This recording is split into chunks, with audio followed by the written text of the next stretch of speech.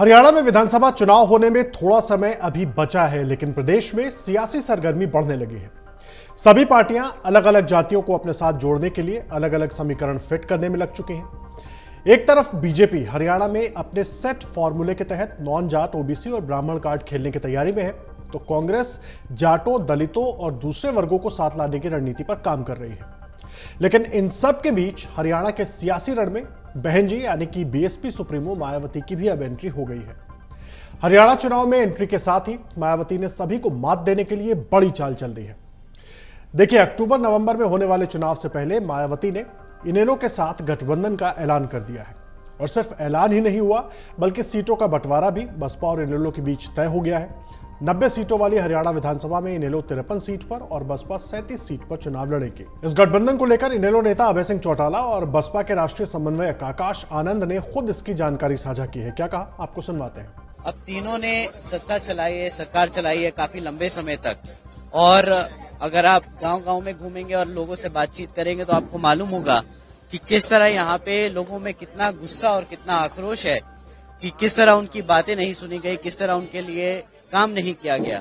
जैसा चौटाला जी ने बताया, अभय चौटाला जी ने बताया है कि यहाँ पे सरकारों में कितनी कमियां रही हैं, तो उन्हीं मुद्दों को लेके हमें लगता है कि गठबंधन की सरकार यहाँ पर बहुत अच्छा रिजल्ट दे पाएगी। जी देखिए, जैसे आपको पहले बताया था, नहीं देखिए बिल्कुल पहले आपको जैसे बताया था कि जो वो दो फैमिलीज का एक रिश्ता होता है, दो राजनीतिक दलों का एक रिश्ता होता है।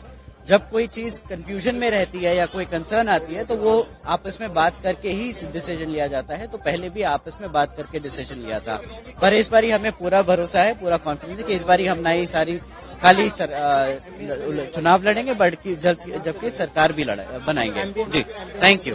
आज पूर्ण रूप से काबिज हो चुके हैं। आज देश केवल 2-3 लोगों के हाथ में चला गया, अंबानी जी के, अडानी जी के, जिन्होंने इस देश को लूटने में कोई कसर नहीं छोड़ी।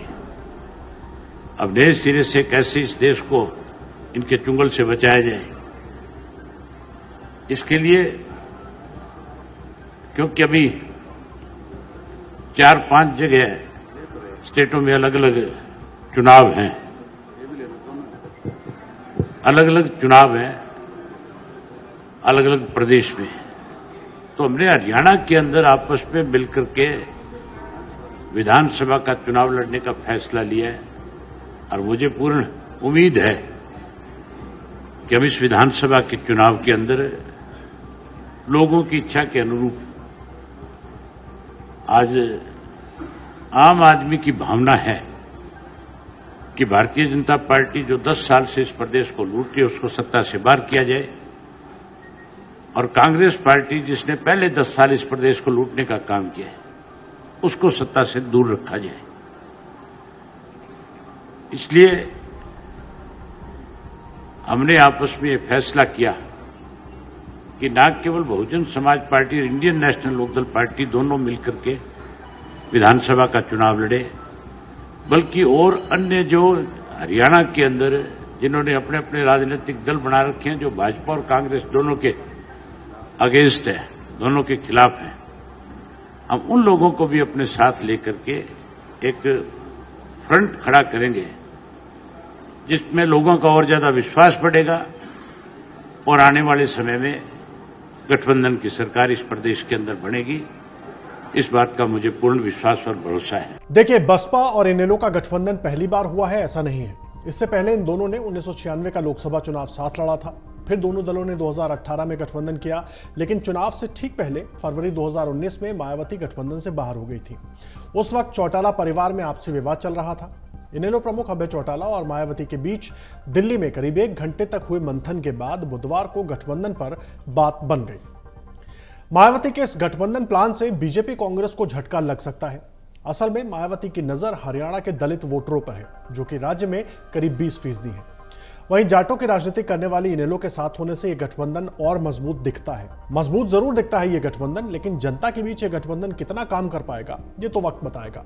क्योंकि यूपी में दलित वोटर ने जो रवैया दिखाया वो मायावती के रसूख पर सवाल खड़े करता है, और हरियाणा के जाट वोटर अकेले इनेलो के भरोसे बैठे हों ऐसा भी नहीं है। क्योंकि और भी पार्टियां हैं जाटों की बात करने वाली। वहीं बीजेपी की बात करें तो बीजेपी इस बार भी अपने सेट फॉर्मूले पर जाते हुए दिख रही है, क्योंकि नायब सिंह सैनी के सीएम बनने के बाद अभी 2 दिन पहले बीजेपी ने मोहन लाल बड़ौली को प्रदेश अध्यक्ष बनाया है। बीजेपी हरियाणा में पहले से ही नॉन जाट और ओबीसी की राजनीति करती रही है और इसी के तहत मनोहर लाल खट्टर को बीजेपी ने सीएम बनाया था, एक तरीके से हरियाणा की परंपरा को तोड़ते हुए। लेकिन लोकसभा के ठीक पहले विधानसभा को भी ध्यान में रखते हुए बीजेपी ने खट्टर को हटाकर सैनी को सीएम बनाया और खट्टर को लोकसभा भेजकर संदेश फिर साफ रखा कि वो अपने फॉर्मूले से हटने वाली नहीं है। साथ ही बीजेपी हरियाणा में 12% में से ज्यादा ब्राह्मणों को भी अपने साथ जोड़ने की कोशिश में है।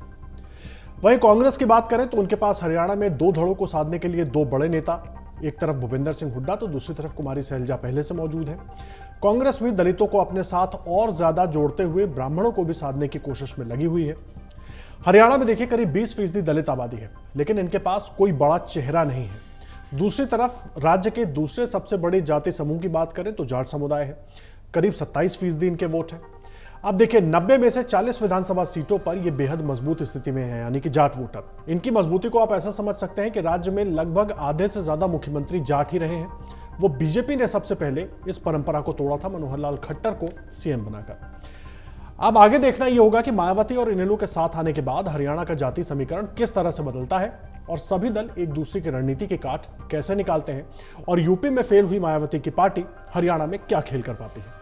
अगर आप ये वीडियो YouTube पर देख रहे हैं तो हमारे चैनल को सब्सक्राइब करें और बेल आइकन को दबाना ना भूलें। अगर आप Facebook पर ये वीडियो देख रहे हैं तो हमारे पेज को लाइक करें।